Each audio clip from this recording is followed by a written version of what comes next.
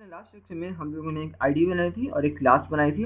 अपने इस लेक्चर में मैं आपको थोड़ा सा उसी को डिटेल में लेके जाऊंगा।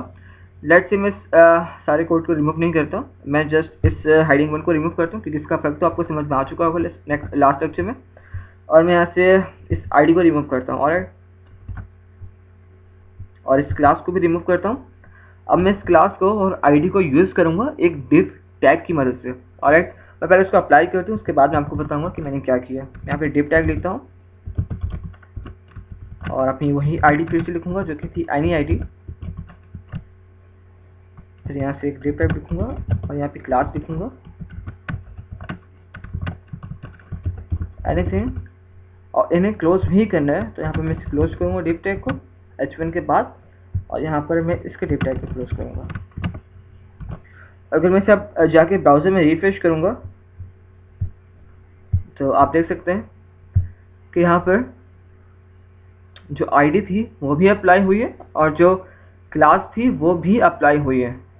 ऑलराइट, और वो दोनों h1 के ऊपर अप्लाई हुए। अब आपको ये अंदाज़ा हो रहा होगा कि जब मैंने पहले ही रूल्स लिखे थे तो इनका साइज इतना बड़ा नहीं था, और अब इतना बड़ा क्यों है मैं बताता हूँ। पहले इनका साइज इतना बड़ा नहीं था क्योंकि मैंने h1 के अंदर रूल अप्लाई किया था। ऑलराइट, उसे हम आप आई गेस इनलाइन चेंजेस कह सकते हैं। h1 के अंदर मैंने रूल अप्लाई किया था, बट अभी जो मैंने किया h1 के बाहर किया, तो इनका साइज और h1 का साइज दोनों मिक्स होकर इतना फ्रंट साइज इसका बढ़ चुका है।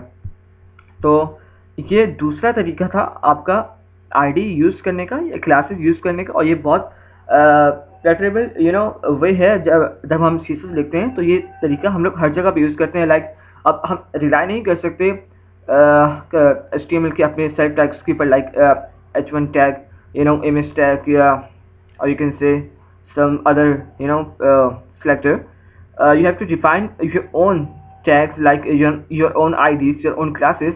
और हम डिफाइन इसलिए करते हैं, लेट्स से हम चाहते हैं कि हमारे जो पेज के ऊपर सारे h1 है उनके ऊपर रूल अप्लाई नहीं करना चाहते, हम किसी एक स्पेसिफिक h1 के ऊपर रूल अप्लाई करना चाहते हैं। तो उस स्पेसिफिक h1 पर रूल अप्लाई करने के लिए हमें ये मेथड अडॉप्ट करना पड़ता है कि हम जो रूल अप्लाई करना चाहते हैं उसे एक कस्टम आईडी या क्लासेस में लिख लें। मैं आपको बताऊंगा कि आईडी कब यूज़ करते हैं, क्लासेस कब यूज़ करते हैं आने वाले लेक्चर्स में। तो हम आईडी और क्लासेस यूज़ कर लें, उसके बाद हम उसको इस तरह से इंसर्ट करते हैं, या जो इससे पहले मैंने आपको लास्ट लेक्चर में ये बताया उस तरह से इंसर्ट कर दें। दोनों तरीके काम करते हैं।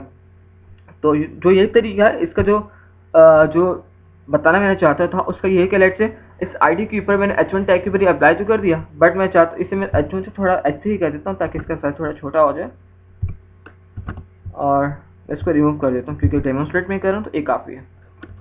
ऑलराइट, तो आप देख सकते हैं कि h3 मैंने इसका साइज कर दिया, क्लास में रिमूव कर दिया। तो इस h3 टैग के अंदर ही मैं एक पैराग्राफ का टैग लेता हूँ। अब मैं लिखता हूँ दिस इज अ पैराग्राफ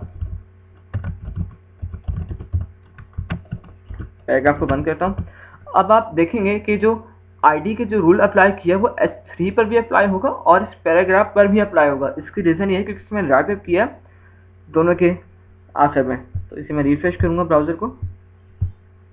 आप देख सकते हैं कि जो आईडी थी एनी आईडी, उसके जो रूल्स अप्लाई हुए 60 पिक्सल करियर फंड का फैमिली का, वो इस पर भी अप्लाई हुआ और वो इस पर भी अप्लाई हुआ। लेट्स से आप चाहते हैं कि इस आईडी के अंदर आप जस्ट h3 पे रूल अप्लाई करना चाहते हैं, पैराग्राफ पे रूल अप्लाई नहीं करना चाहते, तो आप डॉट एनीथिंग के बाद एक स्पेस देंगे और h3 यहाँ पे डिफाइन कर देंगे।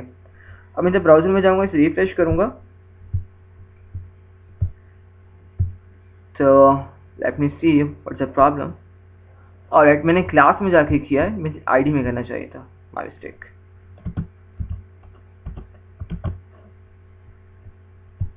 क्लास चूँकि हम यूज़ नहीं कर रहे, हम आईडी यूज़ कर रहे हैं।